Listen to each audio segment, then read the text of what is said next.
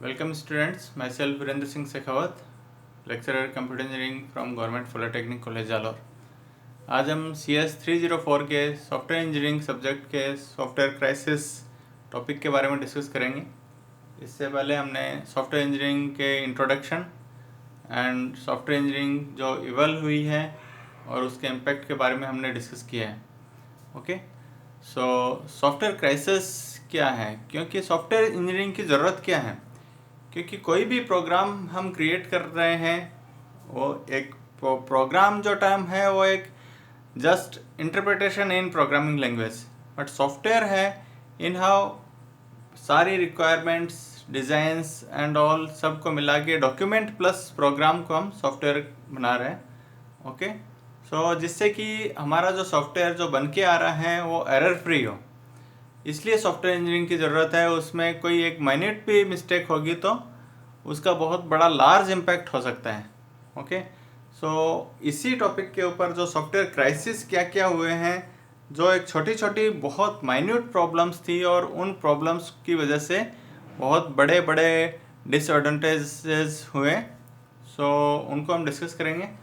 सो सबसे पहले तो सॉफ्टवेयर इंजीनियरिंग में जो क्राइसिस जो हो रहे हैं उसमें सबसे मेजर फैक्टर्स क्या क्या हैं वो हम डिस्कस करते हैं। सो सबसे पहले है कि लार्जर प्रोग्राम प्रॉब्लम्स जो हैं, क्योंकि अगर सॉफ्टवेयर इंजीनियरिंग है वो इट्सेल्फ बड़े सॉफ्टवेयर प्रोजेक्ट्स के लिए हैं, तो अगर हमारे जो प्रोग्राम्स हैं जो वो बहुत लार्ज फॉर्म में हैं, ओके, बहुत ज़्यादा बड़े लार्ज फॉर्म में हैं, तो अगर हमारी प्रॉब्लम बड़ी है तो हम डायरेक्टली एडोक वे में उसको इम्प्लीमेंट नहीं कर सकते। उसके लिए हमें एक सिस्टमेटिक वे चाहिए, एक सिस्टमेटिक प्रोसीजर चाहिए, सिस्टमेटिक मेथड्स चाहिए, वेल डिफाइंड मेथड जो कि प्रूवन हो। ओके, सो हम फेजेस वाइज उसको इम्प्लीमेंट कर सकें, एक इंजीनियरिंग वे में उसको हम टेकअप कर सकें, तो जितनी भी बड़ी लार्जर प्रॉब्लम है उसको हम इसी मेथड के थ्रू हम उसको इम्प्लीमेंट कर पाएँ। So it is one of the factor. Second one जो क्राइसिस है, crisis may be because of lack of adequate training. Okay, जो भी डेवलपर है या प्रोग्रामर है या जो आर्किटेक्ट है जो उसको डिज़ाइन कर रहा है, या स्टार्ट में रिक्वायरमेंट एनालिसिस फेज के अंदर जो रिक्वायरमेंट गैदर की है वहाँ पे कुछ शॉर्टेज रह गई है, तो इसमें हर एक फेज़ इम्पोर्टेंट है, इवन कोडिंग फेज़ इम्पोर्टेंट है, टेस्टिंग फेज़ इम्पोर्टेंट है। तो जो भी पर्सन्स इसमें इन्वॉल्व हो रहे हैं उनकी अगर एडुकेट ट्रेनिंग नहीं की गई है तो it may give somewhere some problem. Okay, so कहीं पे भी अगर फॉल्ट रह गया है तो वो बाद में सॉफ्टवेयर क्राइसिस की फॉर्म में हमें बड़ा इम्पैक्ट दे सकता है। स्किल शॉर्टेज, आज जैसे हम देख रहे हैं कि टेक्नोलॉजी लगातार बदलती जा रही है, नई नई टेक्नोलॉजीज आती जा रही है, हार्डवेयर वाइज भी, सॉफ्टवेयर वाइज भी, लैंग्वेजेस वाइज भी, एंड और भी बहुत कुछ नई नई स्किल्स आती जा रही हैं। अगर जो डेवलपर हैं या प्रोग्रामर्स हैं वो अगर अपने आप को कंटिन्यूसली अपडेट नहीं कर रहे हैं, ट्रेनिंग नहीं उनकी हो पा रही है, तो वो भी कहीं ना कहीं सॉफ्टवेयर क्राइसिस को इन्वॉल्व कर सकते हैं।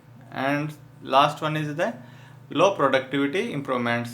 तो सॉफ्टवेयर क्राइसिस में भी बिकॉज ऑफ जो हमारी प्रोडक्टिविटी है उसके अंदर जो हमें इम्प्रूवमेंट्स जो होने चाहिए वो जितने होने चाहिए उतने इम्प्रूवमेंट्स नहीं हो रहे हैं।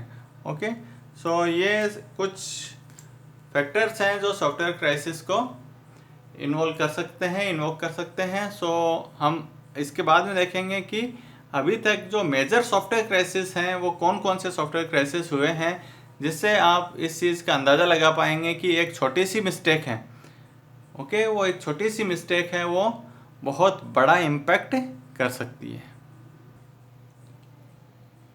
तो हम पहला मेजर सॉफ्टवेयर फेलियर देखेंगे इसके अंदर, जो कि हमारा है एरियन 5। एरियन 5 क्या है? एरियन 5 एक यूरोपियन स्पेस एजेंसी का एक सैटेलाइट था, जो कि यूरोपियन स्पेस एजेंसी ने इसको कॉमर्शियल स्पेस बिजनेस के पर्पज़ से बनाया था, और इसका अप्रोक्सीमेट जो टाइम लगा था बनाने के अंदर वो था 10 ईयर्स। एंड इसके ऊपर अप्रोक्सीमेट $7 बिलियन खर्च किए गए थे। आप सोच सकते हो कितना बड़ा प्रोजेक्ट था ये। ओके, बट रिजल्ट क्या रहा कि ये जस्ट जब लॉन्च किया गया उसके 39 सेकंड बाद में ये डिस्ट्रॉय हो गया। ओके, सो एक बहुत मेजर इम्पैक्ट है, 10 साल की मेहनत, $7 बिलियन, और ये अपने आप में एक स्पेस के सेक्टर में एक बहुत बड़ा अचीवमेंट होने वाला था, लेकिन ये नहीं हो पाया और डिस्ट्रॉय हो गया just after the launching of 39 seconds. So इसके बाद में जब इसके ऊपर रिसर्च किया गया ओके कि प्रॉब्लम क्या है, तो प्रॉब्लम में ये पाया गया इसके अंदर कि पूरे सॉफ्टवेयर के अंदर एक जगह पे एक छोटी सी मिस्टेक थी। और मिस्टेक क्या था कि कहीं पे एक 64 बिट का डेटा था। ओके, आप किसी भी प्रोग्रामिंग लैंग्वेजेस में पढ़ा आपने कि वेरिएबल्स का साइज क्या होता है। तो 64 बिट का डेटा था, उसको कॉपी किया गया था एक वेरिएबल से दूसरे वेरिएबल में। और मिस्टेक क्या होगी, जो 64 बिट का जो वेरिएबल था उसको कॉपी कर दिया 16 बिट के वेरिएबल में। ओके, सो बिकॉज 64 बिट है उसका डेटा ज़्यादा हो सकता है और 16 बिट है उसके अंदर डेटा कम स्टोर हो सकता है। ये होगा 2 की पावर 64 और ये होगा 2 की पावर 16। ओके, सो जो अपर जो लिमिट होगी 16 बिट के बाद का जो डेटा है वो उसमें कॉपी नहीं हो पाएगा। सो ये 36.7 सेकेंड्स के बाद में जो वेरिएबल था वो ओवरफ्लो हो गया। और इसके बाद में जस्ट इसी रीज़न की वजह से just after the launching 39 second के बाद में ये जो स्पेस एयरक्राफ्ट था, ये सैटेलाइट था, ये डिस्ट्रॉय हो गया।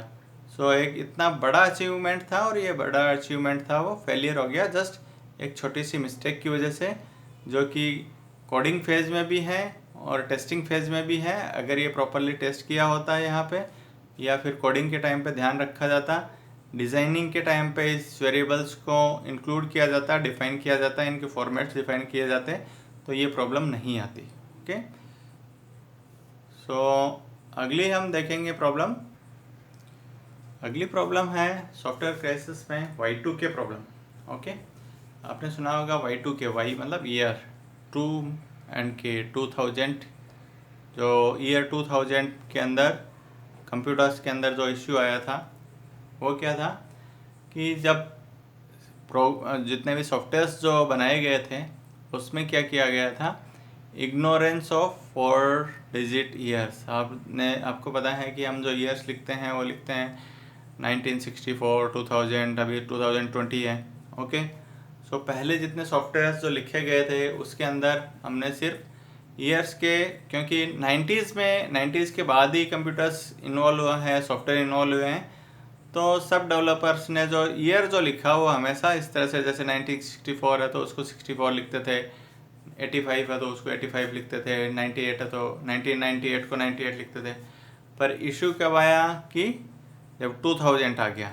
ओके, तो जो हमने ईयर डिफाइन कर रखा था 1900, उसके अंदर भी 1900 को हमने 00 डिफाइन किया, एंड जब 2000 आया तो वो वापस से 00 हो गया। तो अब ईयर्स को किस तरह से लिखा जाए, किस तरह से रिप्रेजेंट किया जाए, तो ये सॉफ्टवेयर इंडस्ट्री में, कंप्यूटर के पूरे इंडस्ट्री के अंदर एक बहुत बड़ा इश्यू आ गया था, जिसके कारण पूरा का पूरा जो कंप्यूटर इंडस्ट्री है वो ठप हो गया था, बंद हो गया, क्योंकि हर जगह पे डेट्स इन्वॉल्व हैं, हर जगह पे ईयर्स इन्वॉल्व हैं, तो बिना उसके हम कुछ नहीं कर पा रहे थे। ओके, सो ये भी एक बहुत बड़ा सॉफ्टवेयर क्राइसिस था, क्योंकि डिज़ाइन टाइम पे ये एनविसाज नहीं किया गया, इस चीज़ को इग्नोर किया गया कि ईयर 4 डिजिट नंबर है, न कि 2 डिजिट।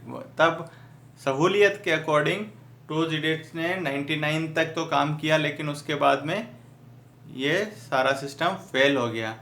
सो ये एक Y2K प्रॉब्लम है, ये भी एक सॉफ्टवेयर क्राइसिस की कैटेगरी में एक बड़ा इश्यू था।